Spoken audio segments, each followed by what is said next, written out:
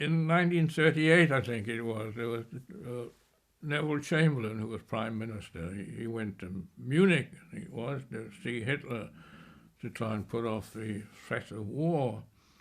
And he came back, and when he stepped out of the aircraft, he waved this piece of paper, which was the signed by Hitler that everything will be fine, no war, no problem.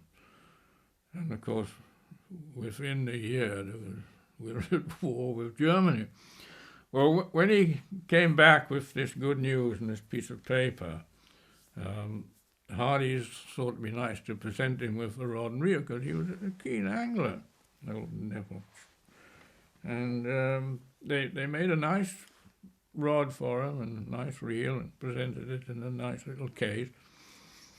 And they had a nice little inscription on silver plate saying that this was presented for his work in preventing war or something, and this was put on the rod.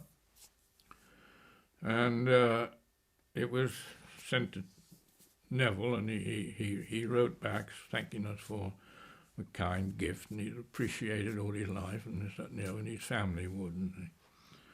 And then, of course, war started. But just about that time, well, we Hardy's had thought that it would be nice to make a rod and call it Neville Chamberlain and put it in the catalogue. And they were just about to write to him and ask if this would be all right when the war started, so the idea was dropped. But the sequel to that, many years later, his grandson wrote to me to say that the rod had disappeared out of the family ownership, and that he was very sorry about this, and did I have any details about it?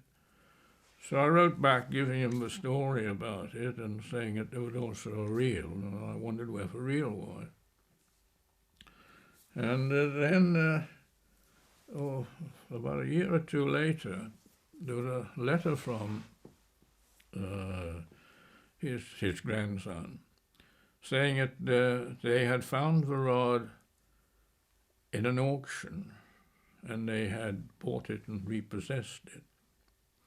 And that he was so pleased, and the family would then safeguard it for forever as a treasure. And I'm writing back saying, well, that was very good, and very pleased to hear this, but I wondered where the reel was hiding.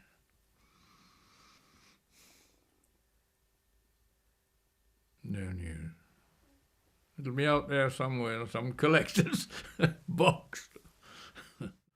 But maybe the person who had it then make it public, because it must have been stolen.